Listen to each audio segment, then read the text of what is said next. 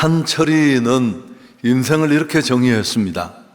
사형언도를 받은 죄수들이 감방에 갇혀 있다가 한 사람씩 교수형장으로 끌려가는 모습을 바라보면서 자신의 순번을 기다리는 것과 같다.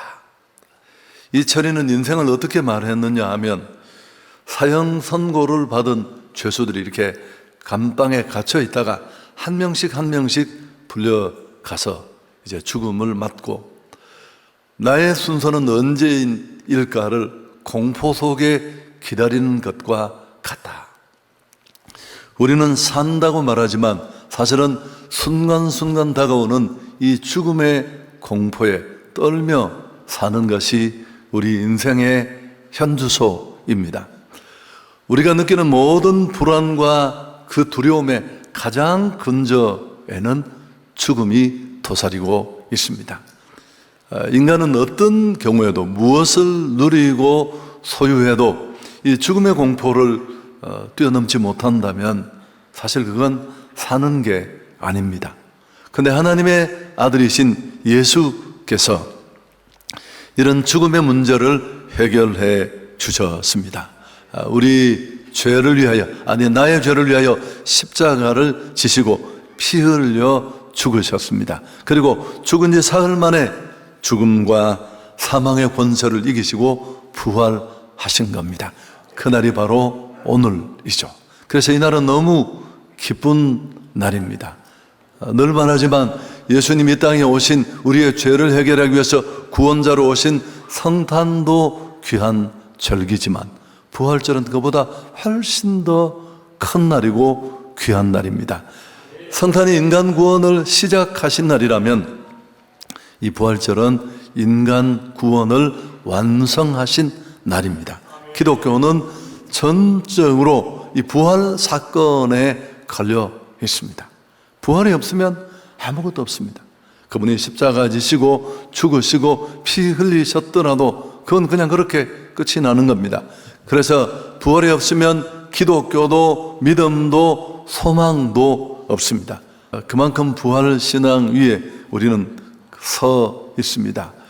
여러분, 부활은 역사적 사건이고 또 교회가 부활을 만든 게 아니고 부활이 교회를 만든 겁니다. 그래서 오늘 이 시간에 이 부활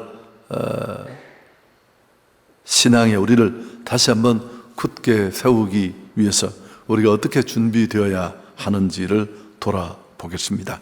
첫 번째 부활의 아침을 맞는 이 부활의 사건을 맞닥뜨리는 여인들이 보인 반응은 오늘 부활을 맞는, 진정한 부활을 맞는 우리의 모습이 어떠해야 하는가를 보여주는 귀감이 됩니다. 자, 우선 첫 번째 보면 이 부활의 주님을 만난 여인들이 보여준 첫 번째 반응이 8절에 나와 있는데요, 우리 함께 읽습니다. 그 여자들이 무서움과 큰 기쁨으로 빨리 무덤을 떠나 제자들에게 알리려고 다름질할세.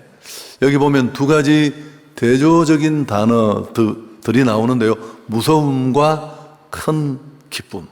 사실 이 둘은 공존하기 어려운 그런 감정입니다. 그렇지만 도저히 믿을 수 없는 그런 충격적인 기쁨 혹은 사건을 우리가 경험했을 때 공교롭게도 이 두 가지는 함께 있을 수 있습니다. 인간 최대의 절망은 누가 뭐라 해도 죽음입니다. 앞에도 말했지만 이 죽음의 문제를 떨쳐버리지 않는 한 인간의 삶은 어려울 수밖에 없고 허망함을 향해 달려가는 인생이 되는데, 근데 이 죽음이라는 절대 절망을 우리가 뛰어넘고 나면 세상에 무서울 게 없습니다. 하나님 한 분 외에는 아무것도 무섭지 않습니다. 그러나 이 믿음이 없는 사람은 다 무섭습니다. 작은 바람에도 흔들리고요. 그래서 어떤 분은 오늘 이 여성들 또 성경 곳곳에 제자들도 그렇지만 이 부활의 주님을 만난 자들 안에 즉각적으로 임했던 이 기쁨을 뭐라고 표현했느냐 하면 여러분 기억이 나실 겁니다. 이 표현은 너무 참 멋진 표현인데 죽음에 대한 해답을 발견하는 기쁨이었다. 죽음이라는 인간의 최대 공포, 절망이 언제나 우리 발목을 잡고 있는데 부활 신앙으로 부활의 주님을 진짜 제대로 만나 이 죽음의 문제를 딱 뛰어넘고 나면 그 어떤 것도 우리를 붙잡을 수 없는 겁니다. 그래서 이 두려움은 그분이 하나님이라는 사실, 또 그분이 정말 말하던 메시아로서 다시 살아나시고 부활하신 분이라는 사실과 맞서면서 그들 안에 찾아온 것입니다. 누구도 죽음을 피해갈 수 없고, 그래서 죽음은 모두를 지배합니다. 그래서 우리가 로마서를 공부하는 동안에 죽음이 왕노릇한다, 기억이 나시죠?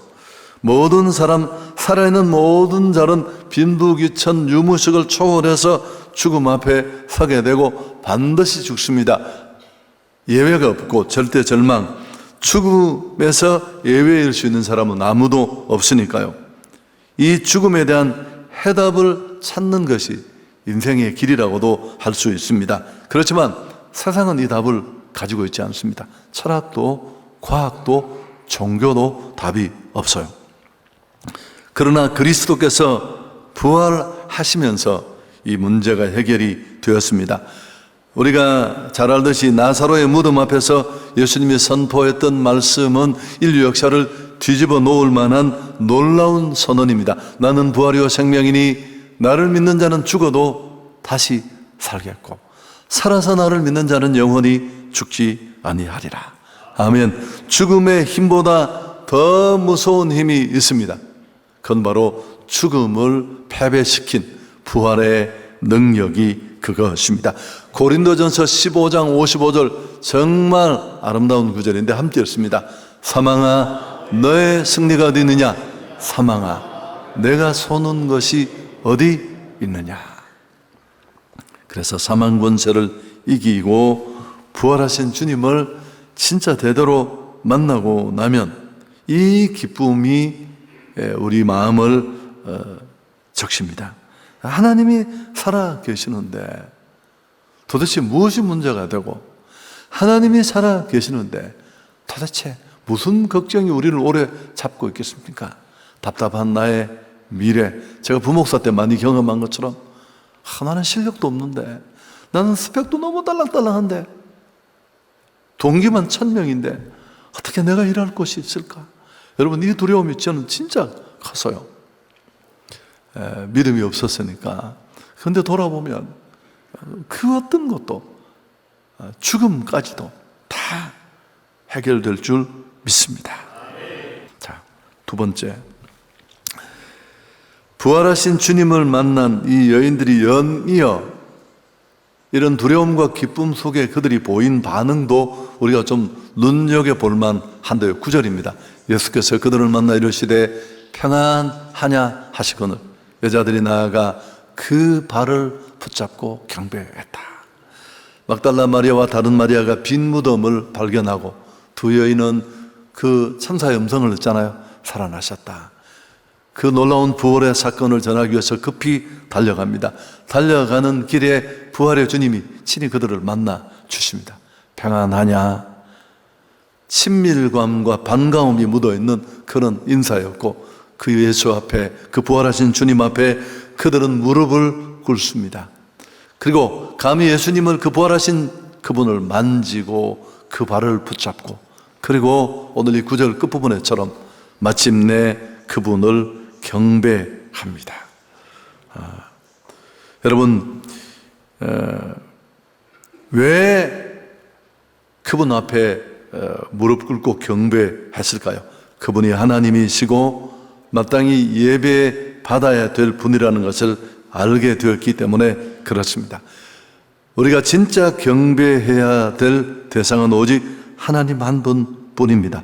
하나님 외에 그 누구도, 그 무엇도 경배의 대상이 될 수 없습니다. 그렇다면 그건 우상 숭배가 될 테니까요. 예수님의 부활은 잃어버린 하나님의 임재를 회복하게 합니다. 이 말이 좀 어려운가요? 하나님이 정말 살아계신 분이구나를 딱 현실감 있게 체험적으로 역력히 느끼게 되면 그건 굉장히 많은 변화들을 만들어내는데, 뒤에 말하겠지만 사람을 대하는 태도, 고난에 직면하는 자세 등등등 물질을 취급하는 우리의 마음까지 다 달라지는데, 하나님의 임재를, 그 살아계심을 전율하듯이 경험한 사람들이 모인 곳이 교회입니다. 그리고 그 하나님의 임재를 경험한 자들이 손으로 만진 듯 경험한 그 하나님을 높이며 가치를 올려드리는 게 예배이고요. 유진 피터스는 일상 부활을 살다라는 책에서 이렇게 멋진 말로 이 상황을 설명했는데요. 부활은 경외감과 친밀함이 결합된 예배이다. 주님의 부활을 목격한 사람은 친밀감과 경외함을 가지고 진정한 예배자로 설 수밖에 없어요. 이게 진짜와 가짜, 종교인과 신앙인이 갈라지는 또 하나의 분수령입니다. 관념 속에 죽은 하나님, 그저 나를 위해서 위로 주시는 십자가에 있는 주님이 아니라 인간의 최대 절망인 죽음을 딛고 일어서 부활하신 그 살아계신 하나님, 그 하나님이 나의 하나님이고 그 하나님을 진짜 경험하면 이런 친밀감과 경외함으로 진짜 예배가 시작되는 겁니다. 여러분, 부활은 역사적 사건이잖아요. 목격한 사람이 500명이 넘고요. 부활이 없으면 교회는 없었어요. 반 뷰렌의 말처럼 부활 이전에 교회는 없었어요. 기독인도 없었고. 원래 예배를 언제 드렸다고 했습니까? 원래 정통 유대교는 토요일 날 예배를 드렸어요. 그럼 왜 도대체 누가 광고하고 알려줘서 안식 후 첫날인 오늘 우리가 말하는 이 일요일 주일날 예배를 드리게 되었을까요? 여러분, 성경 어디를 봐도 그걸 공식적으로 공지하거나 알리는 곳은 없어요. 제가 안식일 신자와 논쟁을 하면서 그분들이 왜 주일날 지키는 거야? 누가 그렇게 하라고 했느냐는 거야. 제가 뭐라고 했다고요? 야, 이 바보야, 그런 걸 광고하는 게 아니다. 여기 봐라, 성경을 읽어봐라. 자연스럽게 일어난, 여러분, 이 500명, 600명 되는 부활을 목격한 사람들이 그 충격, 그 전율한 감동을 가지고 누가 광고를 하는 게 아니라 너무 당연스럽게, 자연스럽게 그분이 부활하신 그날 예배를 드리게 된 게 신약 예배의 전형인 줄 믿습니다. 광고하는 게 더 이상하지. 그러니까 그 예배가 얼마나 뜨겁고, 사실은 매일 주일이 부활주일이에요. 삶의 자리에 죽음 같은 상황, 일어설 수 없을 것 같은 어둠을 가졌던 자들이 이 주일날 와서 매주일 하나님 살아계시는구나, 나의 하나님은 지금도, 매주일이 부활주일. 그래서 윌리엄 버클레이는 부활이 없이는 교회를 설명할 수 없어요. 예배를 설명할 수 없어요. 이 날짜가 바뀐 것도 설명할 수 없고. 여러분, 그래서 예배가 중요한 겁니다. 그 예배가 그냥 그 드리는 무슨 미신적인 행위, 구단만 하는 것처럼 그 자체에 무슨 마력이 있는 게 아닙니다. 그 속에는 이런 신앙의 고백, 믿음, 가치들이 담겨 있기 때문에 그렇습니다. 그리고 또 너무 뻔한 결과로 가는 것 같은데, 내가 만든 게 아니에요. 성경이 이렇게 가는 거예요.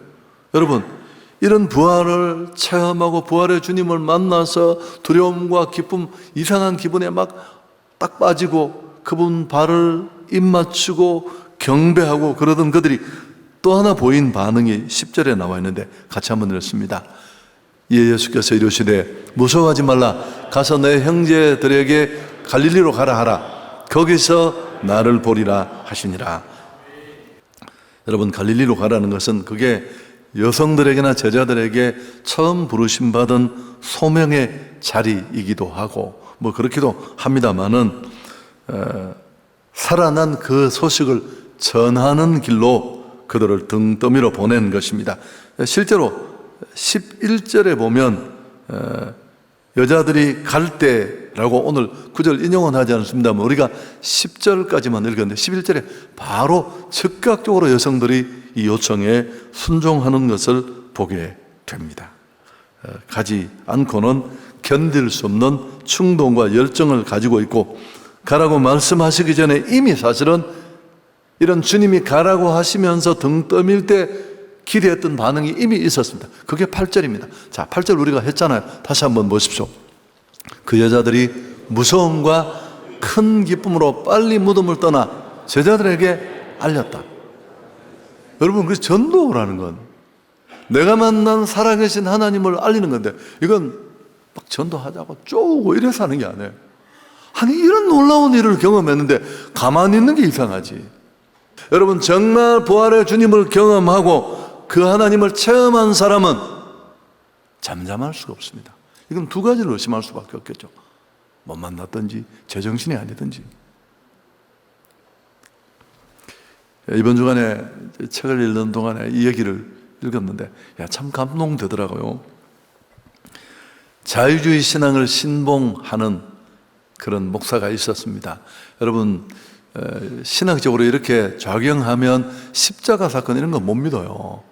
다 십자가를 어떻게 믿어요? 처녀가 아이를 낳는 걸 어떻게 믿어요? 상식적으로 이해가 되지 못하는데, 이런 자유주의 신학의 영향으로 이런 주요한 십자가 사건을 믿지 못하고 목사가 되었던 윌리엄 쿠퍼라는 분의 얘기였는데, 이분이 어느 고난 주간을 앞둔 토요일 날, 이제 저처럼 이렇게 우리도 주보에 설교 본문을 주고 제목을 실잖아요.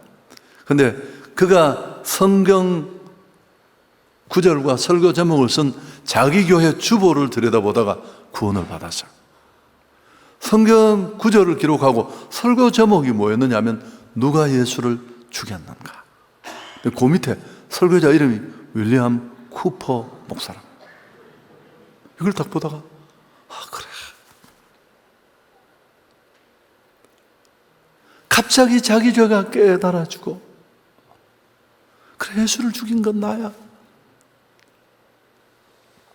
나 때문에 예수님을 죽었다. 통곡하며 주님 앞에 엎드려서 이론적 신앙을 끊어내고 주님을 자기 구주로 고백하게 되고, 그는 그 부활 주일 예배에 힘차게 부활의 역사적 사실이고 부활의 실제적 증인이 자신이라고 그렇게 고백하며 부활을 전하는 자가 되었다고 합니다. 여러분, 부활의 주님을 만나고 나면 이런 일이 반드시 일어날 줄 믿습니다. 그 뜨거운 영혼을 사랑하는 주님의 심장이 내 안에 꽂히고, 이 놀라운 사실을 알고 침묵할 수 없다는 사실이 나를 더 큰 영적 부담으로 이끌고 강권하고, 여러분, 실제로 부활의 주님을 만났던 사람들 다 이렇게 살았어요. 초대교회가 비난과 핍박 앞에 맞설 수 있었던 가장 큰 힘입니다. 가룟 유다를 제외한 11 제자가 다 그렇게 살고 그렇게 죽고 그렇게 순교했습니다. 여러분, 교회는 본질적으로 선교적입니다. 한성교회의 길과 얼마나 많이, 이건 무슨 슬로건이 될 수 없어요. 교회는 복음을 경험하고 부활의 주님을 만나면 본질적으로 선교집니다. 어떤 분이 교회를 이렇게 정의했습니다. 교회 군중으로 들어와 군대가 되어 나서는 곳. 아멘. 설교 정리하겠습니다. 부활주일은 제게는 언제나 힘듭니다. 그 이유가 뭐냐 하면, 주님은 부활을 한 번 하셨는데 저는 부활절 설교를 벌써 여기 와서 15번째 해야 되니까, 뭐 부활이 뭐가 그렇게 다르겠습니까? 너무 간단한 내용이고 너무 당연한 내용인데, 들으시는 여러분은 전혀 간단한 분들이 아니시기 때문에 참 고민이 많아서요. 그래서 뭐 제목 정하는 것도 참 어렵고, 뭐라고 하겠습니까? 부활, 그럴 수도 없고, 예수 다시 사셨네, 아이고 찬송가 또 뺏겼네요, 뭐만 너무 힘들어요. 그래도 뺏기는 게 쉬워서 제목을 뺏겠습니다. 부활을 입다. 여러분 참 멋지죠? 팀 켈러의 책 제목인데요, 제가 이번 주간에 이 책을 좀 빨리 한번 읽었습니다만은, 그 팀 켈러는 부활을 입다라는 책 속에서 예수님의 부활은 신기한 마술이 아니라 침략이다. 참, 이분 글 진짜 잘 쓰시는 분이시거든요. 그래서 부활은 신기한 마술이 아니라 침략이다. 참 놀라운 서술이잖아요. 여러분, 예수님의 부활로 인해 새로운 생명이 내 안에 침범해 들어왔습니다. 이 부활과 예수님의 부활은 성령의 능력으로 단순히 생명이 들어왔다는 것으로 끝나지 않죠. 우리 삶을 속속들이 다 재창조하고 뒤집어서 진짜 이전 것은 지나가시니 보라 새로운 것이 되었다. 새로운 피조물로 바뀌게 될 줄 믿습니다. 예전의 고민이 될 수 없고요. 예전의 다툼이 될 수 없고요. 물론 우리는 늘 저부터 약하고 늘 내려놓는 게 쉽지 않습니다만, 그럼에도 불구하고 우리가 죽음 앞에 서는 것도 그렇잖아요. 예수가 부활하셨기에 모든 것이 달라집니다.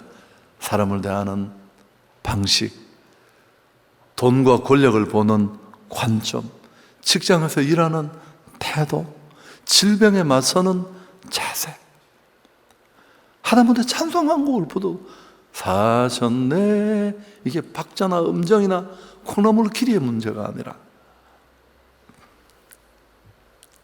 부활을 입다. 여러분, 봄이 왔는가 싶었는데 어제도 꽤 춥더라고요. 제가 제 방에서 설교 준비를 하고 있는데 운동을 끝내고 너무 추워서 안 되겠다 싶어서 얇은 패딩 하나를 딱 입고 나니까 문제가 없었습니다. 여러분, 부활을 덧입는 것은 그것과는 다릅니다.